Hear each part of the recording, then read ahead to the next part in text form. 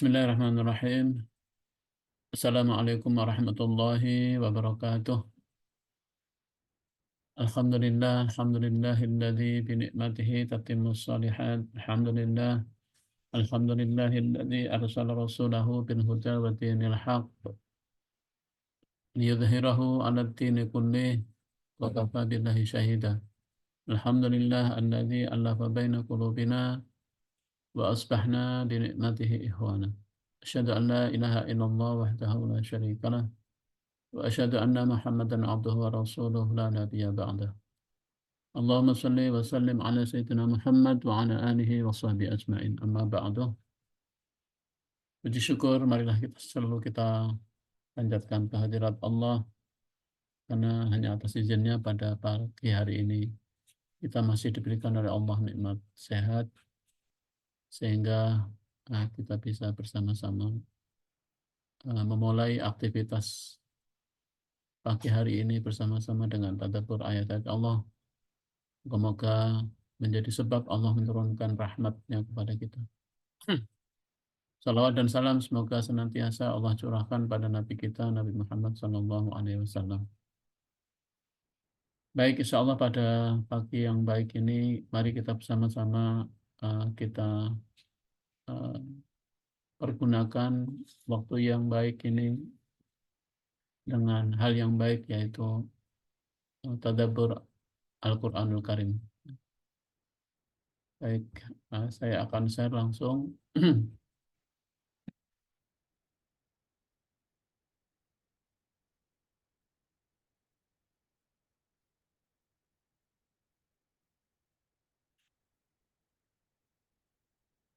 Baik, hadirin jamaah rahimakumullah.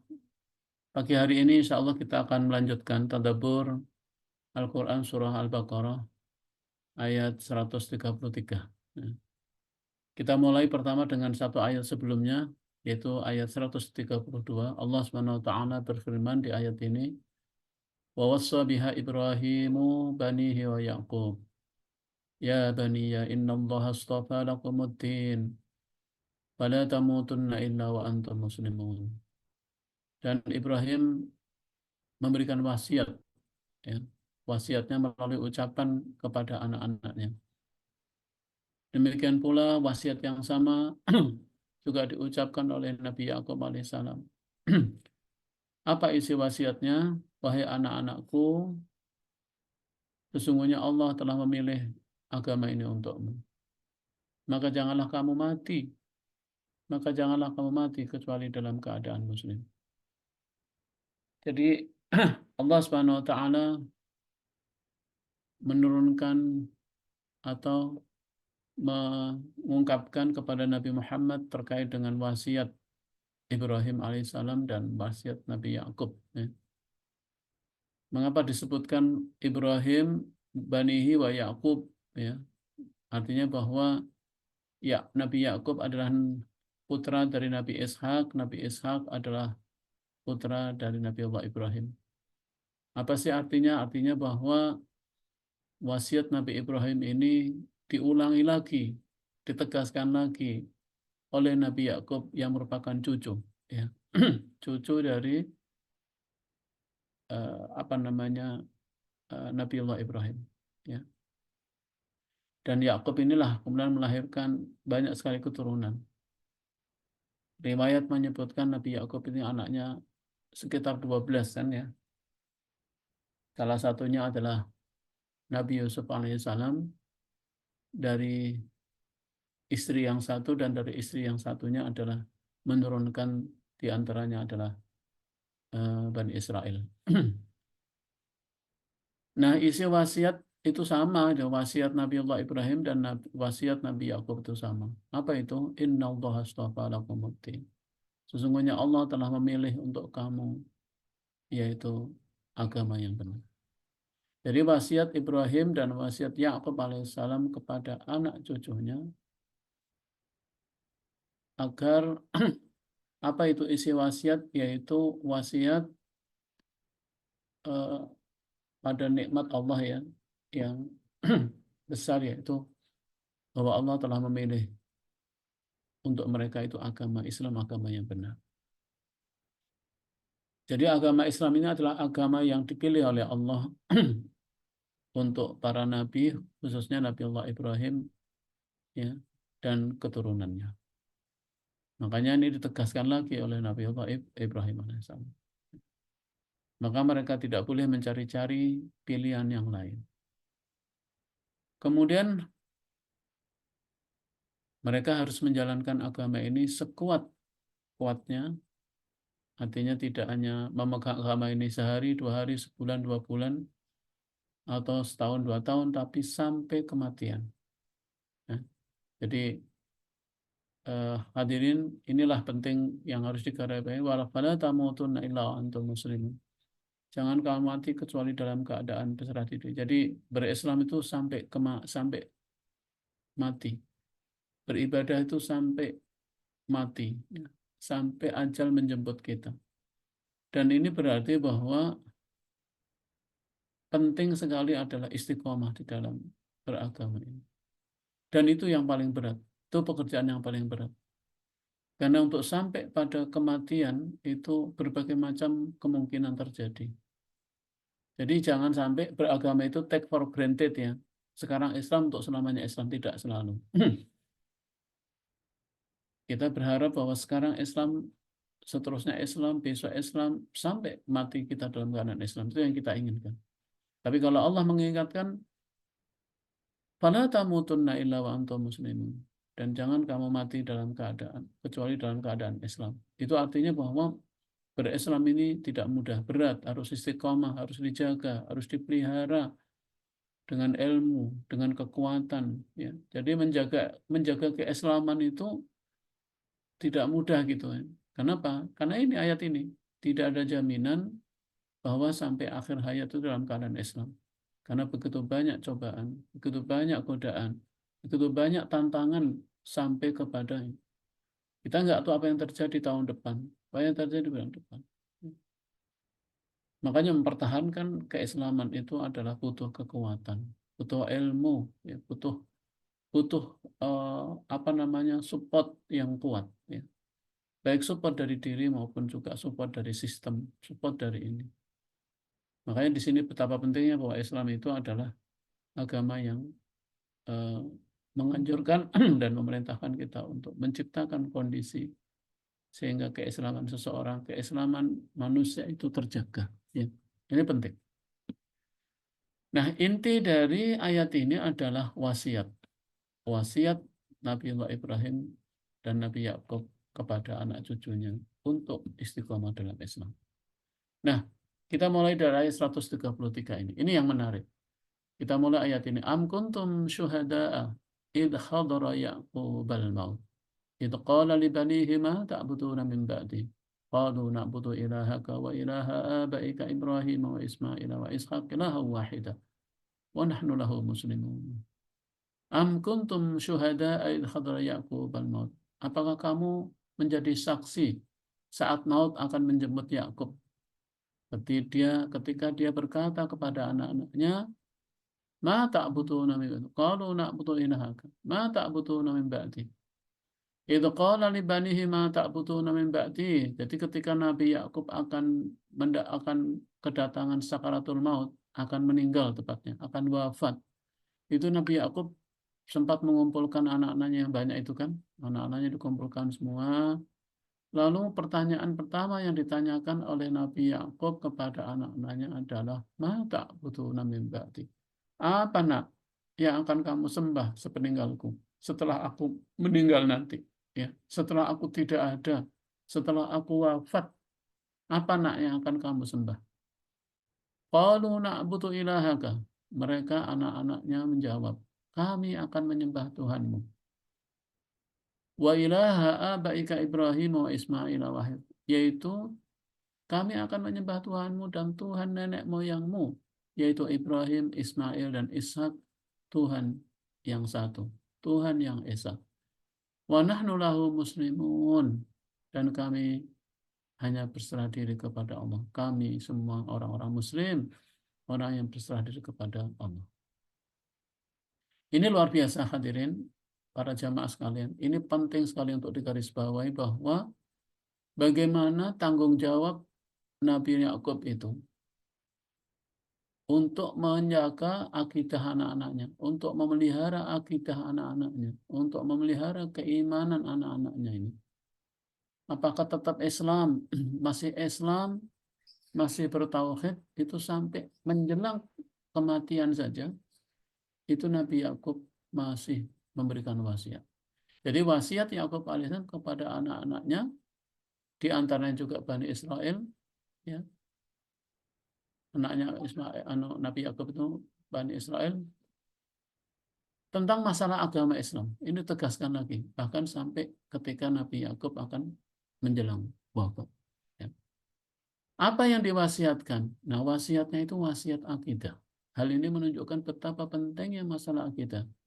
Karena akidah adalah warisan dan pusaka terbaik yang layak diwariskan kepada berikutnya. Para hadirin, di ayat ini Allah SWT mewasiatkan kepada kepada Yakub, mewasiatkan pada anak-anaknya tentang agama, tentang akidah, tentang tauhid. Dan seakan-akan Nabi Yakub tenang begitu ya, tenang dia meninggal dunia, merasa tenang menghadap Allah ketika anak cucunya menyatakan akan tetap menjadi muslim dan berserah diri kepada Allah. Nabi Yakub ini merasa tenang meninggalkan dunia ini. Menghadap Allah itu tenang, kenapa? Karena sudah menyelamatkan dan sudah mendengarkan langsung dari anak-anaknya bahwa anak-anaknya akan tetap menjadi Islam, bertauhid, hanya menyembah Allah dan tidak mengada-adakan agama baru. Ini yang membuat Nabi Yakub tenang. Jadi ini juga pelajaran bagi kita semua, baik yang sudah berkeluarga, yang sudah punya anak, maupun nanti yang akan berkeluarga, bahwa ternyata wasiat terbaik, peninggalan terbaik kepada anak cucu itu adalah akidah, tauhid. Makanya Nabi Yakub tidak berkata, apa nak yang akan kamu makan nanti? Ya kan? Tidak pernah Nabi Yakub memikirkan, tenang nak, kamu nanti akan hidup tenang, sudah saya tinggalkan harta benda, saya tinggalkan ini. Tapi yang ditanya itu, apa nak yang akan kamu sembah setelah aku tidak ada nanti? Betapa ini adalah betapa pentingnya wasiat akidah pada kita semua untuk generasi berikutnya. Bukan bukan uang, bukan harta yang terpenting, tapi adalah keselamatan, tapi adalah keimanan. Kemudian ketika Nabi Yakub mendengarkan anaknya menjawab dengan jawaban yang luar biasa, kami akan menyembah Tuhanmu dan Tuhan nenek moyangmu Ibrahim, Ismail, dan Ishak. Kenapa itu disebut Ibrahim? Ya karena ini adalah wasiat awal dari Nabi Ibrahim yang diulang-ulang oleh Nabi Yakub. Kemudian kenapa disebut Ismail? Padahal ini ditujukan kepada anak-anaknya Yakub yang tidak lain anaknya Nabi Ishak. Paman, ya, paman tuanya Nabi Yakub atau kakeknya, apa namanya? Ya, paman kakeknya pamannya Nabi Yakub, kakeknya anak-anak Nabi Yakub. Karena paman itu posisinya sama dengan bapak, ya, sama tanggung jawabnya. Ya. Makanya disebut di sini Ismail Ishak. Jelas ini bahwa agama Ibrahim, agama Ismail, agama Ishak itu adalah agama tauhid. Dan itu diikrarkan sendiri oleh Bani Israel, anak turunannya Nabi Yakub. Tuhan yang Maha Esa dan kami hanya berserah diri kepadanya. Jadi dia sudah menyatakan muslim. Nah, hadirin jamaah rahimakumullah,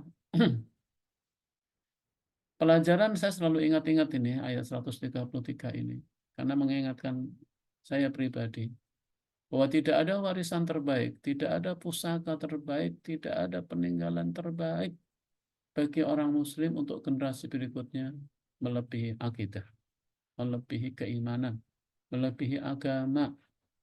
Karena agama inilah yang akan menuntun keselamatan manusia. Harta yang ditinggalkan bisa mencelakakan. Apapun yang ditinggalkan bisa mencelakakan. Tapi kalau agama sebagai peninggalan, insya Allah agama itu akan menyelamatkan. Nah, ayat ini sendiri, ini menurut beberapa riwayat, itu adalah dikisahkan tatkala orang-orang Yahudi itu mengatakan kepada Nabi, seakan-akan mereka mengatakan bahwa mereka tahu, apakah kamu tidak tahu bahwa ketika akan mati Nabi Yakub kata mereka ini memesankan kepada putra-putranya supaya memegang teguh agama Yahudi. Jadi ketika itu orang-orang Yahudi datang kepada Nabi di Madinah, dia mengatakan bahwa Nabi Yakub itu memesankan kepada putra-putranya agar berpegang teguh pada agama Yahudi. Makanya ayat ini turun membantah apa yang dikatakan mereka. Apakah kalian menyaksikan atau turut hadir ketika tanda-tanda kematian telah datang pada Yakub? Emang kamu hadir, ya, mengatakan begitu, ya? Loh, kok kata itu? Baik. Apakah kamu menyaksikan? Apakah kamu ikut menyaksikan ketika Nabi Yakub akan meninggal dunia, bahwa Nabi Yakub akan memesankan seperti itu? Enggak, ya. Makanya Al-Quran ayat ini membantah ucapan Yahudi itu yang katanya kepada Nabi mengatakan bahwa Nabi Yakub memesankan kepada putra-putranya untuk berpegang teguh agama Yahudi. Justru sebaliknya, ya, Allah menegaskan bahwa Nabi Yakub justru mewasiatkan, memesankan kepada anak-anaknya, mata butuh nabi, qalu na'budu ilahaka. Justru anak-anaknya menjawab, kami akan menyembah Tuhanmu, Tuhan bapak-bapakmu Ibrahim, Ismail, Ishak, Tuhan yang satu. Ya. Jadi terbantah gitu ya anggapan mereka bahwa Nabi Yakub itu memesankan agama Yahudi. Tidak. Kemudian kalimat ini menyebut Nabi Ismail karena Ismail sebagai bapak berdasarkan taklib atau pukul rata karena kedudukan paman sama dengan bapak dalam posisi Islam. Ya. Kemudian kata am dalam ayat awal ayat am kuntum syuhada'a, apakah atau dengan kata terjemahnya apakah, berarti penolakan, artinya kalian tidak hadir ketika Nabi Yakub wafat, maka betapa kalian Yahudi berani menyatakan dan mengucapkan kepada perkataan yang tidak. Padahal mereka nggak ikut hadir gitu, tapi dia mengklaim seperti itu. Nggak ada. Justru yang terjadi adalah sebaliknya. Begitu ya hadirin. Jadi pesan dari ayat ini adalah betapa pentingnya pusaka akidah, ya kan? Boleh tidak punya apa-apa, tapi asal punya akidah, punya iman, itu. Ini yang ditakutkan dan selalu menjadi wanti-wanti setiap orang tua untuk anak-anaknya, yaitu bagaimana kita bisa menjadi generasi seperti generasi awal, yaitu generasi Ishak, Nabi Yakub, ya. Kemudian Nabi Isa, kemudian keturunannya Nabi Muhammad SAW, keturunan yang sama dari Nabi Ibrahim, bahwa mereka adalah keturunan yang terbaik yang memegang agama ini. Ya. Karena itu, sesekalian, apa yang terjadi, ya, yang terjadi adalah sebaliknya. Tilka ummatun qad khalat laha ma kasabat wa lakum ma kasabtum wa la tus'aluna amma kanu ya'malun. Inilah kalimat atau ayat yang menghibur para nabi. Itulah umat yang telah lalu. Baginya apa yang telah mereka usahakan, dan bagimu apa yang telah kamu usahakan. Wala tus'aluna amma kanu ya'malun, dan kamu Muhammad tidak akan diminta pertanggungjawaban tentang apa yang dahulu mereka kerjakan. Sekalian ayat ini menegaskan bahwa setiap umat, setiap manusia bertanggung jawab terhadap apa yang mereka kerjakan. Mereka masing-masing akan mendapatkan apa yang mereka kerjakan. Mereka mendapatkan apa yang mereka yakini. Mereka bertanggung jawab terhadap apa yang dia yakini. Dan manusia tidak bisa menanggung manusia lain. Wala taziru waziratu wizra ukhra. Ya. Sehingga Nabi terhibur bahwa Nabi tidak dimintai pertanggungjawaban terhadap penyimpangan mereka. Makanya Allah mengatakan tilka ummatun qad khalat, itulah umat yang lalu. Jadi ayat ini menegaskan adanya perbedaan yang jelas antara umat terdahulu yang baik dengan generasi berikutnya yang fasik. Ya. Jadi generasi yang fasik, ya, Yahudi dan Nasrani yang mengatakan bahwa mereka seakan-akan mengikuti agama Ibrahim, padahal tidak. Ya, generasi itu. Kemudian ayat ini menegaskan bahwa masing-masing kita, masing-masing umat, masing-masing manusia mempunyai perhitungan, punya perhitungan, tanda, jalan, dan ciri masing-masing. Jadi setiap generasi memiliki ciri masing-masing. Ya kan? Ayat ini menghibur kita, ya, bahwa ternyata memang umat yang dahulu ada yang benar dan ada yang menyimpang. Umat yang menyimpang, mereka yang kemudian fasik gitu. Masing-masing bertanggung jawab terhadap perbuatannya sendiri, tidak ada kewarisan hubungan dan nasab. Jadi tidak ada yang namanya dosa itu diturunkan. Nggak ada dosa itu diwariskan. Atau dosa itu sekaligus diturunkan ke anak cucunya. Tidak. Umat adalah suatu jamaah yang menisbatkan diri kepada satu akidah. Ya. Meskipun, ya maaf ini, meskipun suku dan tanah air berbeda. Jadi pengertian umat dalam terminologi Islam adalah yaitu suatu jamaah yang memiliki akidah Islam. Itulah pengertian umat. Meskipun suku, kenapa? Karena keturunan itu tidak otomatis mewariskan keimanan, kecuali kalau mereka memang menjaga keimanan mereka masing-masing. Dan ayat ini juga tegas, ya. Jangan hanya mengandalkan kebaikan dan perjuangan nenek moyang, tapi berbuatlah untuk dirimu sendiri.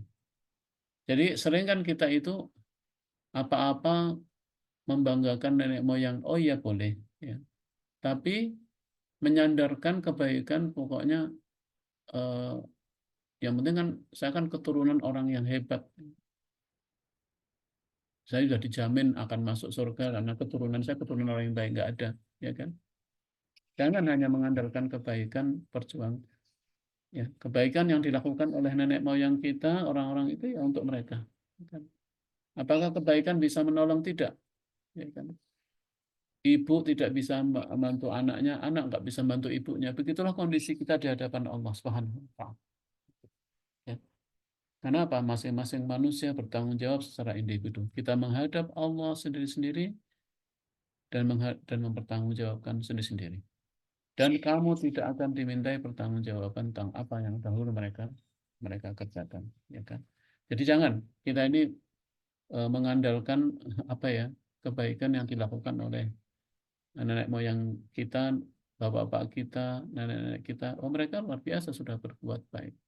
Justru kita akan dihisab sesuai dengan perbuatan kita sendiri. Makanya kalimat ini menegaskan tilka ummatun qad khalat laha ma kasabat walakum ma kasabtum. Kasab, ya. Jadi bahwa Islam itu orientasinya pada amal. Seseorang mendapatkan pahala dari apa yang dikerjakan. Ya. Makanya dalam Al-Quran kan ada ayat yang pendek itu. فَمَنْ يَعْمَلْ مِثْقَالَ ذَرَّةٍ خَيْرًا يَرَهُ. Barang siapa yang berbuat kebaikan, dia akan mendapatkan balasan sekecil apapun kebaikan. Tapi وَمَنْ يَعْمَلْ, barang siapa yang berbuat keburukan, syarran, maka mereka juga akan mendapatkan apa ya, reward dari keburukan yang dilakukan.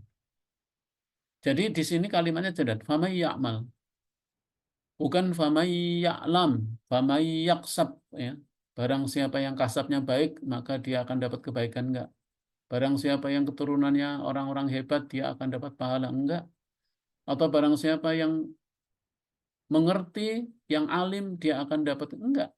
Jadi harus sampai kepada amal, harus sampai kepada perbuatan. Karena amal itu yang dinilai. Kita tahu nih baik ya. Kita belajar udah tahu baik, tapi kita nggak mengamalkan ya nggak dapat. Itu. Jadi kita dapat pahalanya karena kita mau belajar. Tapi setelah kita tahu kemudian kita tidak mengamalkan, ini yang sudah berat. Ya kan? Karena apa? Karena orientasi agama ini pada amal, pada aktivitas. Karena aktivitas itulah yang nyata. Makanya walakum ma kasabtum, laha ma kasabat, walakum ma kasabtum.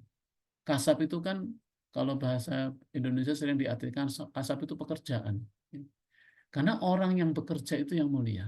Orang yang berbuat itulah sebetulnya pelaku yang sebenarnya dari kebaikan. Ya kan?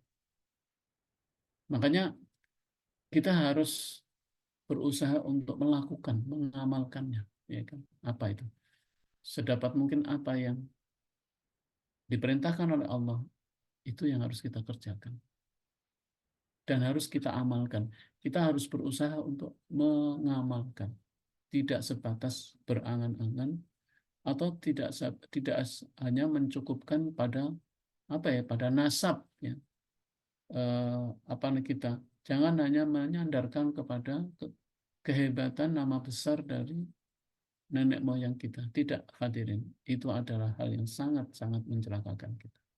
Jangan mengandalkan kebaikan dan perjuangan nenek moyang semata, tapi kita harus berbuat untuk diri sendiri. Itu yang poin penting. Kemudian ini masih menceritakan kisah ini. Waqalu kunu hudan aw nasara tahtadu. Ya. Waqalu, dan mereka ya, mereka ini orang-orang Yahudi dan orang Nasrani, kunu hudan aw nasara. Ya. Dan mereka berkata kepada siapa ini? Mereka berkata kepada Nabi, coba, kepada Nabi Muhammad ini. Kunu hudan aw nasara. Jadilah kamu penganut Yahudi. Dan orang yang Nasrani juga mengatakan kunu aw nasara. Dan jadilah kamu orang Nasrani, kata mereka. Jadi tokoh-tokoh mereka ya, datang kepada Nabi dan berani mengatakan begitu. Karena dia yakin, mereka yakin bahwa Nabi Yakub itu mewariskan agama Yahudi menurut orang Yahudi, dan mungkin orang Nasrani juga sama. Mereka meyakini bahwa Nabi Yakub mewasiatkan pada anak cucunya adalah agama Nasrani. Maka dia datang kepada Nabi, jadilah kamu penganut Yahudi dan penganut roh Nasrani. Niscaya kamu akan mendapat petunjuk, kata mereka.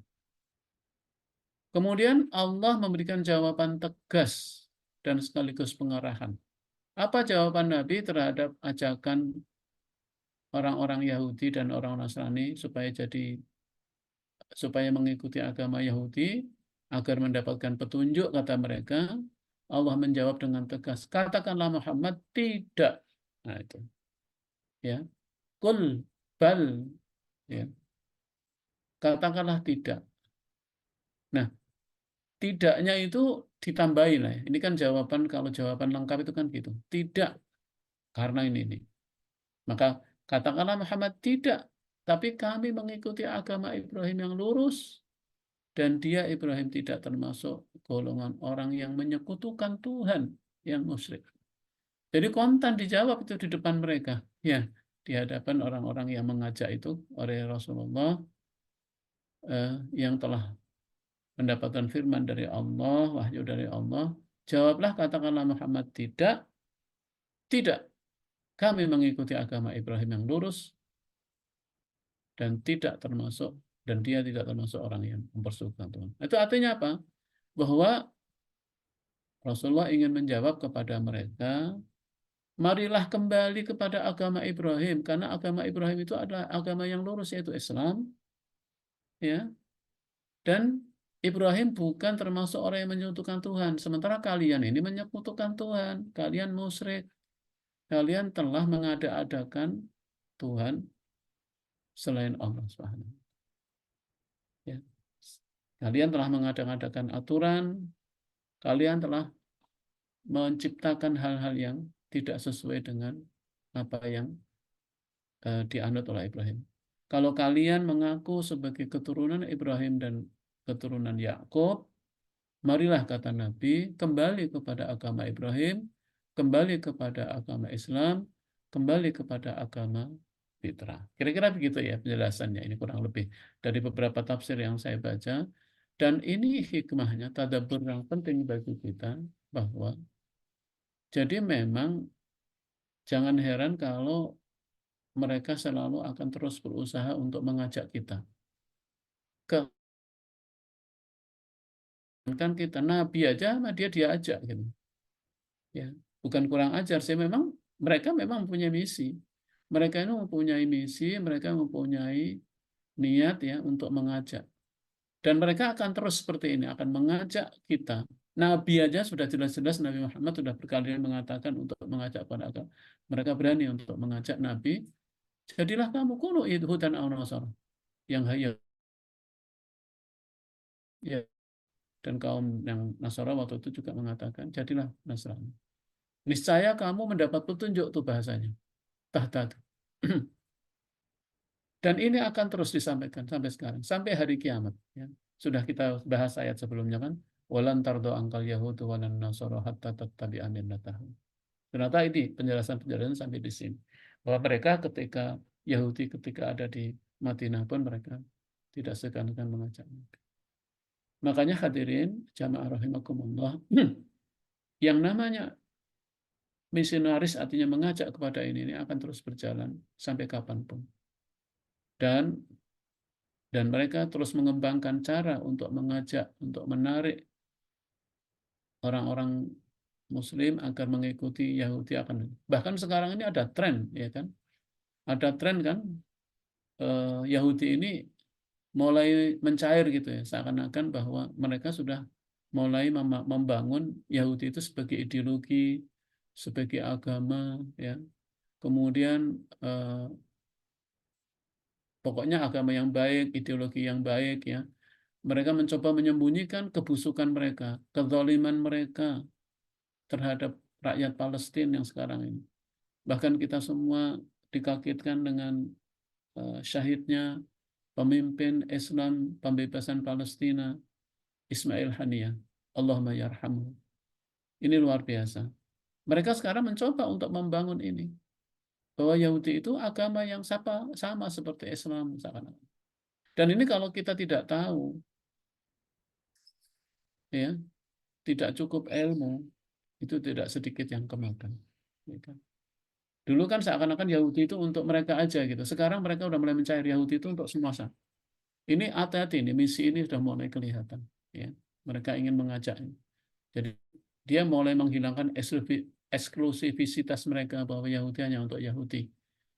Dia ingin membangun Yahudi sebagai sebuah agama kepada manusia yang lain.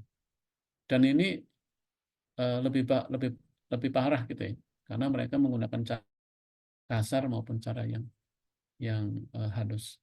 Dan ajakan ini akan terus terjadi. Mereka menggunakan berbagai cara, ya. Cara ekonomi, ya, dengan uang, dengan program-program yang lain, program sosial, ya.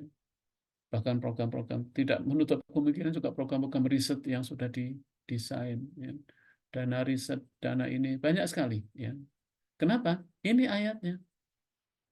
Nabi Muhammad saja mereka ajak, dan nasihatnya dan ngajaknya juga nggak enak banget. Dia mengatakan, ikut Yahudi karena kamu akan mendapat petunjuk. Ini kan macam-macam. Kalau kamu ikut agama ini, kamu dijamin masuk surga. Kamu nggak usah susah-susah sholat 5 kali. Kamu nggak usah datang ke ini, ya. Kamu cukup meyakini saja, kamu nanti akan sudah dijamin dengan surga. Kamu akan begitulah ya bahasa-bahasa mereka. Nah, Allah mengajarkan kepada kita, kita harus berani mengatakan tidak. Kami mengikuti agama Ibrahim yang lurus, agama Ibrahim yang benar, agama Ibrahim. Dan Ibrahim tidak termasuk orang yang mempersekutukan Tuhan. Sementara kalian ngaku anak turunan Ibrahim, tapi kalian menyekutukan. Karena Ibrahim tidak menyekutukan Tuhan. Ini penting ya. Kemudian hadirin jamaah rahimakumullah, apa jawaban? Nah, ini jawaban orang-orang yang beriman atas ajakan orang-orang Yahudi Nasrani, dan akan terus dia ajak sampai hari kiamat. Mereka akan terus mengajak kita. Apakah jawaban kita? Ini Allah mengajarkan. Qulu amanna billah wa ma unzila alaina wa ma unzila ila Ibrahim wa Ismail wa Ishaq wa Yaqub wal asbat wa ma utiya Musa wa Isa wa ma utiyan nabiyyuna min rabbihim la nufarriqu baina ahadin minhum wa nahnu lahu muslimun. Ini tegasnya ya jawaban dari Allah Subhanahu wa taala. Katakanlah Muhammad, ya. Katakanlah wahai orang-orang yang beriman, ya. Katakan kepada mereka orang-orang Nasrani, orang Yahudi, kami beriman kepada Allah dan kepada apa yang diturunkan kepada kami, yaitu Al-Qur'an tentunya maksudnya sini.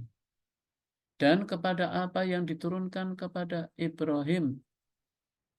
Apa yang diturunkan kepada Ibrahim itu suhuf ya. Ibrahim yang diturunkan pada Ismail, yang diturunkan pada Ishak, yang diturunkan Yakub dan anak cucunya. Dan kepada apa yang diberikan kepada Musa, yaitu Taurat yang asli, dan Isa, apa-apa yang diturunkan kepada Nabi Isa, yaitu Injil yang benarnya, serta kepada apa yang diberikan kepada nabi-nabi dari Tuhan mereka.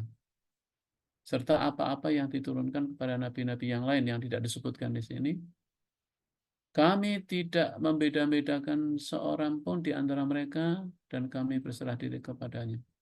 Jadi inilah jawaban orang yang beriman. Jadi terhadap ajakan mereka, Allah melengkapi jawaban kita, Allah melengkapi dengan pengarahan kepada kita, yaitu Allah menyuruh kepada umat Islam untuk mengumumkan kesatuan agama ini. Agama yang satu, yaitu agama yang sama yang sejak dibawa oleh Nabi Ibrahim, bapak para nabi hingga Nabi Isa dan Nabi Muhammad, yaitu agama Islam yang terakhir ini. Ya, ini penting ya. Makanya Allah menyebutkan kalimat Ismail, Ishak, wa Yakub. Ya. Jadi semua nabi itu adalah memeluk dan mengikuti agama yang satu, kesatuan agama. Jadi tidak ada yang eh, tidak ada yang beda. Yang beda berarti telah terjadi penyimpangan, telah diada-adakan. Karena kesatuan agama itu sejak Nabi Ibrahim sampai Nabi Muhammad yang terakhir itu adalah sama, akidah yang sama, yaitu agama yang sama. Itu penegasannya. Karena itu umat Islam adalah umat yang mewarisi, dengan demikian bahwa umat Islam adalah umat yang berhak. Karena umat Islam adalah umat yang mewarisi akidah yang benar ini, akidah yang tegak di atas agama Allah di muka bumi. Ya, yang dihubungkan dengan prinsip yang mendasar tentunya. Ya, jadi umat Islam yang beriman dengan keimanan sebagaimana yang diyakini dan diimani oleh Nabi Allah Ibrahim sampai Nabi Muhammad, itulah yang berhak mewarisi. Jadi pewaris sebenarnya dari agama Ibrahim adalah orang-orang yang berserah diri, orang-orang Muslim, orang-orang mukmin. Itulah mereka. Dan sikap kita kepada para nabi itu la nufarriqu baina ahadin. Tidak membeda-bedakan seorang pun di antara mereka. Semua nabi itu adalah utusan Allah, semua nabi urusan Allah. Kalau mereka kan membeda-bedakan ya. Ya. Jadi nabi kalau mungkin bagi orang Yahudi, nabi yang mereka yakini Nabi Musa, walaupun dia meyakini bahwa Musa itu adalah keturunan Nabi Ibrahim. Ya. Tapi mereka mengistimewakan itu, tapi membenci Nabi Muhammad. Sama ya. Bahkan orang Yahudi juga membenci Isa, makanya Isa dibunuh. Dan beberapa nabi sebenarnya dibunuh oleh mereka keturunan karena apa? Karena dianggap menyaingi ataupun eh, tidak ingin ditandingi Nabi Musa. Bagi mereka Nabi Musa. Karena Nabi Musa memang nabi yang paling sabar memimpin orang-orang Yahudi ini. Mungkin nabi yang luar biasa tingkat kesabarannya Nabi Musa ini. Walaupun Bani Israel umatnya ini adalah yang paling bandel, tapi kalau awalnya kan Nabi Yakub aja udah capek ya ngurusin anak-anaknya ini. Kemudian diteruskan Nabi Yusuf membimbing saudara-saudaranya ini, ya kan, saudara-saudaranya sama-sama Bani Israel ini dengan penuh kesabaran, ya. Tapi tetap balasannya kepada Yusuf kan seperti itu. Dan memang mereka memiliki watak yang sangat buruk. Ketika Bagaimana kisahnya Nabi Yusuf alaihissalam dimasukkan ke dalam sumur dan ini watak mereka. Tapi para nabi ini terus sabar dan mereka mengakui bagaimana kesolehan, kemurahan Nabi Musa alaihissalam, ya. Sehingga mereka menganggap bahwa nabi yang paling mulia atau yang sebenarnya mungkin Musa dan yang lain tidak dianggap. Mereka membeda-bedakan antar nabi. Tapi sikap kita tidak. Semua nabi Allah itulah hebatnya. Jadi orang Muslim itu sikap prinsipnya adalah tidak membeda-bedakan seorang pun di antara mereka. Karena ayatnya jelas ya, ihdinas siratal mustaqim siratal ladzina an'amta 'alaihim. Jadi mereka adalah orang-orang yang telah mendapatkan petunjuk, orang-orang yang telah mendapatkan rahmat dari Allah itu adalah para nabi, semua nabi, ya. Mereka orang-orang yang terbaik, generasi terbaik yang Allah lahirkan untuk. Jadi ini jawaban orang yang beriman yang diarahkan atau pengarahan Allah kepada mereka terhadap ajakan orang-orang yang tidak. Kemudian fa'in aminu bimisli ma amantum bih faqad ihtadaw. Wa in tawallaw fa inna ma hum fi shiqaq fa sayfikahumullah wa huwa samiul alim. Nah, mereka sebenarnya diajak kepada beriman. Maka kata Allah, maka jika mereka beriman kepada apa yang kamu telah beriman kepadanya, sungguh mereka telah mendapat petunjuk. Dan jika mereka berpaling, tidak beriman, sesungguhnya mereka berada dalam permusuhan dengan kamu. Maka Allah akan memelihara kamu dari mereka. Dan dialah yang maha mendengar, lagi maha mengetahui. Ya. Jadi ayat 137 ini menegaskan ya, menegaskan tentang ini kalimat dari Allah dan langsung kesaksian dari Allah bahwa Islam adalah agama yang Allah ridhoi. Islam adalah agama yang berisi petunjuk itu. Makanya jelas di sini, jika mereka beriman kepada apa yang kamu telah beriman kepadanya, artinya beriman kepada Al-Quran, beriman kepada Nabi, ya, sungguh mereka telah mendapat petunjuk. Ya. Jadi telah beriman pada Al-Quran, mereka mendapat. Nah, kesaksian ini memberikan perasaan yang mulia dan terhormat di dalam hati orang-orang yang beriman bahwa orang yang beriman sajalah yang mendapatkan petunjuk. Orang yang beriman kepada Al-Quran, meyakini kebenaran Al-Quran, itulah. Nah, orang yang tidak beriman, maka mereka adalah orang yang memusuhi kebenaran. Ya. Mereka dalam permusuhan, maksudnya orang-orang yang tidak beriman, tidak mengimani Al-Quran, tidak mengimani Nabi, tidak mengimani agama ini, maka mereka ada dalam permusuhan. Artinya orang itu memusuhi kebenaran dan memusuhi petunjuk. Jadi dia akan memusuhi agama ini. Nah, terhadap itu maka Allah menegaskan Allah adalah sebaik-baik pelindung. Allah adalah sebaik-baik pemelihara bagi orang-orang yang beriman. Maka Allah akan memelihara kamu dari mereka. Jadi hadirin jamaah rahimakumullah, ayat ini juga menegaskan kepada apa ya, kepada kita agar kita senantiasa eh, apa ya, eh, waspada, memperkuat diri. Kenapa? Dan terus istiqomah di dalam keimanan. Ayat ini penegasan dari Allah Subhanahu wa taala bahwa orang-orang yang beriman itulah orang yang mendapatkan petunjuk. Orang-orang yang beriman itulah orang-orang yang mendapatkan keridhaan Allah. Orang-orang yang beriman itulah orang yang berada dalam kebenaran. Dan mereka yang berpaling, sesungguhnya mereka dalam permusuhan. Dia memusuhi Allah. Dan dia akan memusuhi kamu Muhammad. Dan dia akan memusuhi kebenaran ini. Dan dia akan memusuhi Islam. Maka Allah akan memelihara kamu dari mereka. Jadi hadirin jamaah sekalian, agama ini milik Allah. Ya. Agama ini bukan punya kita, agama ini milik Allah. Ya. Allah yang akan memelihara. Al-Quran juga milik Allah. Allah yang akan memelihara Al-Quran ini.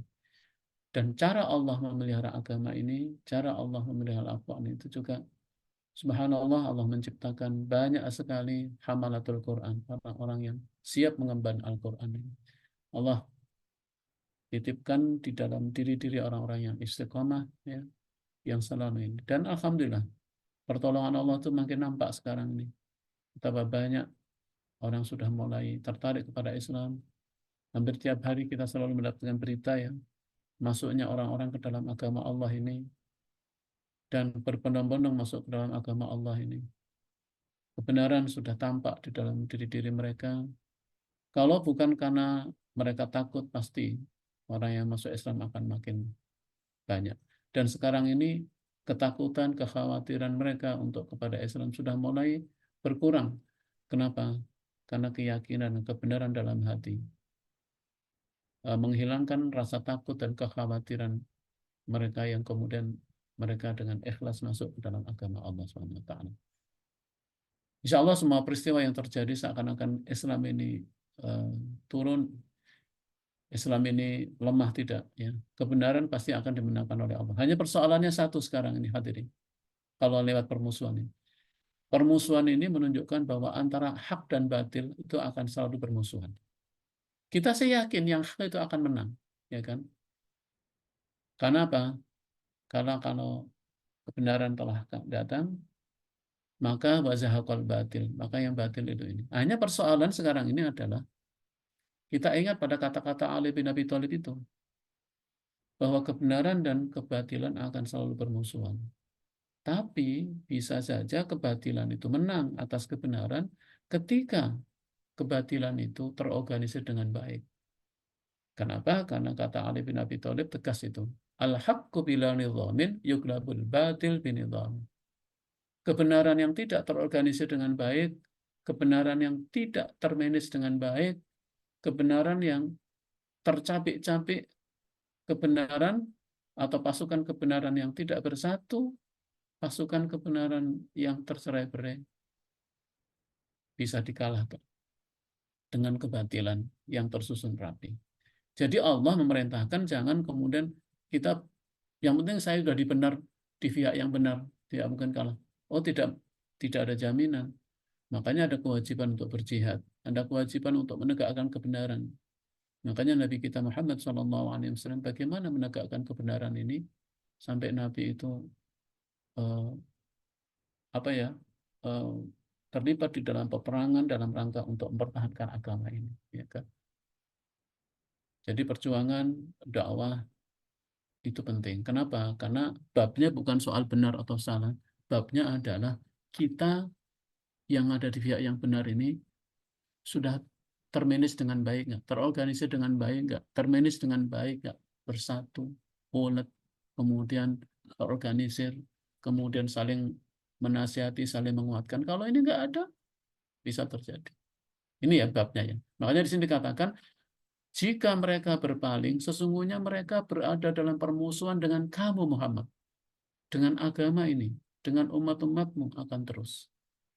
Jadi mereka itu memang selalu apa ya, jiwanya itu bermusuhan dan memusuhi ya, memusuhi kita, memusuhi Nabi itu dari dulu dan sampai sekarang. Makanya kita harus waspada dan harus tetap justru dalam persatuan yang kuat gitu.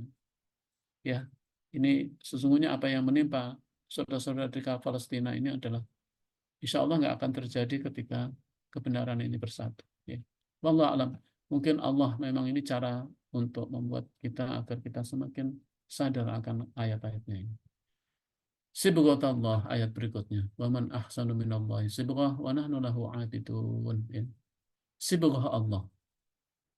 Dan siapakah yang lebih baik sibghahnya daripada Allah? Dan hanya kepadanya kami menyembah. Sibghah itu dalam bahasa Indonesia diterjemahkan celupan. Ya, sibghah atau celupan dalam ayat ini maksudnya adalah agama Islam ini, yaitu agama Islam. Jadi kalau eh, sibghah Allah ini adalah kalimat dari Allah langsung. Makanya para mufasir mengatakan sibghah ini adalah kalimat yang yang sebetulnya kandungan maksudnya adalah agama ini. Apakah ada agama yang lebih baik dari agama Allah? Dan karena celupan agama Allah itu ya nampak dalam diri orang-orang yang beragama, yang beriman, sebagaimana bekas celupan warna yang nampak pada pakaian. Jadi mengapa disebut sibghah celupan? Karena kalau pakaian dimasukkan ke dalam kayak atau dalam cairan yang berwarna itu kan semua bagian itu akan ikut warna itu sampai ke pori-pori, sampai ke dalam-dalamnya. Jadi yang maksudnya bahwa seseorang yang telah tercelup dengan agama Allah, sudah masuk ke dalam agama Allah, maka akan merubah semua yang terjadi dalam dirinya. Dan agama Allah, agamanya yang telah difitrahkannya untuk atas manusia dengan pengaruh dan bekasnya yang menonjol, tak ubahnya bagi celupan terhadap kain kita ini. Jadi ini salah satu dari kekuatan Al-Quran itu apa sih? Salah satu kekuatan Al-Quran itu adalah kemampuannya merubah manusia. Masya Allah. Inilah kemujizatan Al-Quran terbesar itu adalah yaitu Al-Quran mampu merubah manusia. Mereka yang membaca Al-Quran dengan tulus, dengan ikhlas akan berubah total menjadi orang baik. Makanya kalau kita ingin menjadi baik ya harus tercelup dalam agama Allah. Ya ayyuhalladzina amanu udkhulu fis-silmi kafah. Wahai orang yang beriman, masuklah ke dalam Islam secara kafah. Karena kalau sudah kafah nanti maka seperti kain, maka kita akan fitrahnya akan jadi Islam, jadi baik.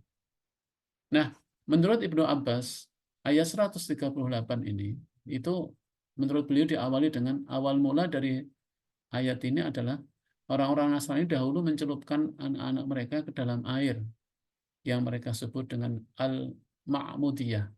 Atau mungkin sekarang istilahnya baptis itu ya.